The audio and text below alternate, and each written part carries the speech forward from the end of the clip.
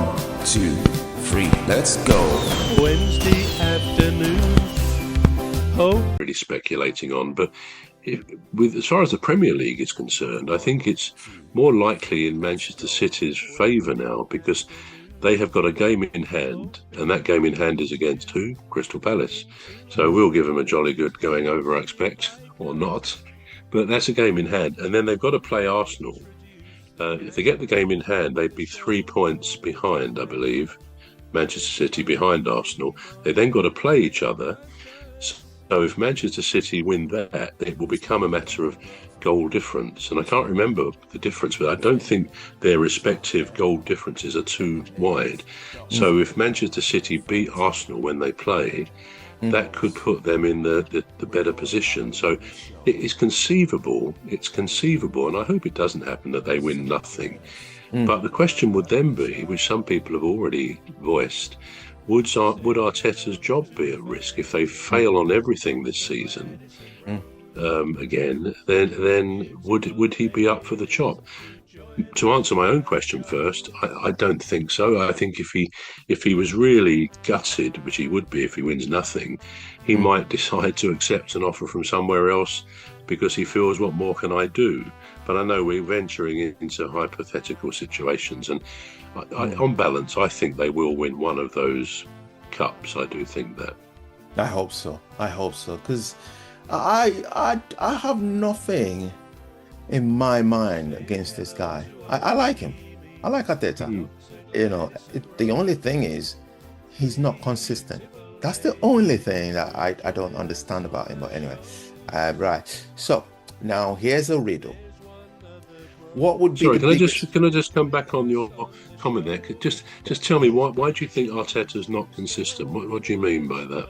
Well, he's not consistent because if you was an Arsenal fan, right, what would you be thinking? That's a hypothetical question. You would be thinking it's deja vu. It's deja vu all over again. That's what you'll be thinking. So to me, if we're saying he's consistent, it's on the negative side, not on the positive side. Because if it was positive, he would have at least won one. He has 4 trophies, 4. And the ones that you would think would be inconceivable to think that he would win them, he's lost them. I mean, he's still in them. He's still in it, which is the title, the league title, and Champions League. You're thinking, wow, Arsenal is still in the Champions League. Now, the ones that you think, well, you know what, I think it's going to be between Arsenal and City. He's lost them.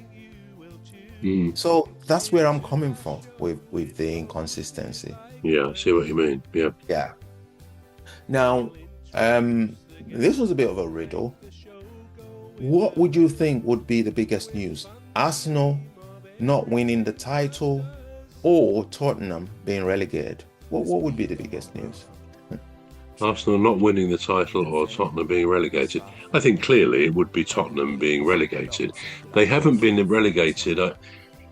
I think it was 1977. So I've read recently. I don't know when they were relegated, but it's a long time. But more to the point, Tottenham are one of the biggest clubs. They are a big club. They've got a fabulous stadium, the Tottenham Hotspur Stadium in London there. Not always the easiest to get to in terms of public transport, but there we are. That's a great stadium. So, yeah, they're a great big club, and they can't buy a victory, if that's the way to put it. That's the expression. The last time Tottenham won in the league, and I have to swallow hard and hold my nose when I say this, was when they beat Crystal Palace at Palace. I think it was 1-0. Just after. say hello to old Mimi, Dr. Gladys and Rose. 3 beautiful ladies who join us on our shows. There's one other bro, sometimes joins us on the show. It was 1-0 just after Christmas, so in December last year. Now that's pretty much 4 months ago, coming up to that. They have not won in the Premier League in all that time. So that's quite a terrible statistic for them. And by any definition, although there will be some draws in there, presumably, but there are some draws, that's a pretty devastating relegation sign. If you're beginning to drop a bit like a stone, we've seen it over the years with some other teams, going back to a few years ago when Portsmouth went down. They couldn't get a victory for a while, quite a long time, and Reading, it was the same for them. So it seems to be they're on this more than flirting with relegation. They're now in the bottom three. Now West Ham above them, they had a good victory the other day over who did they beat 4-0? It was Wolves, I think, wasn't it, at the end of the last Friday? So they had a very good victory. So they're kind of in the ascendancy a bit, West Ham.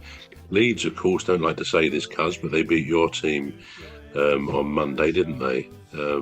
Is that, what score was that? I got it written down. It was 2-1. 2-1. Yeah. At Manchester United, again, that was not a result one might have expected. Forest, I think, got a draw at the weekend. And I'm trying to think who the other team is. Forest drew with Villa. Sunderland beat Tottenham. So you see those teams above Spurs, who are now 18th, are in a way in the ascendancy. They're beginning to get the points necessary to pull away. And it does look as if you might need sort of between 35, 36 and 40 points to stay up. I think in the last 10 or 15 seasons, 38 points has been enough to stay up, I think, in the last 10 seasons. And they always talk about the 40 points mark.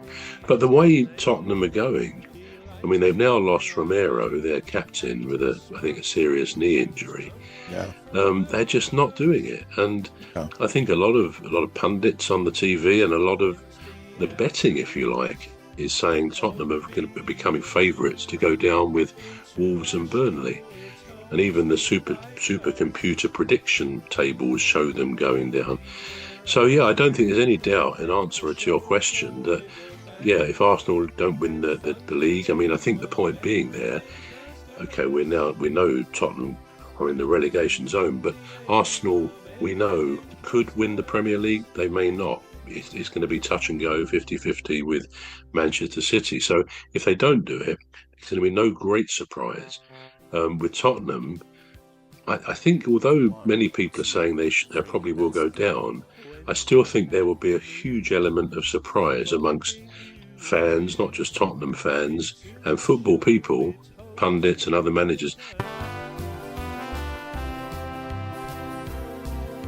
Say hello to old Mimi, Dr. Gladys and Rose, three beautiful ladies who join us on our shows. There's one other bro, sometimes joins us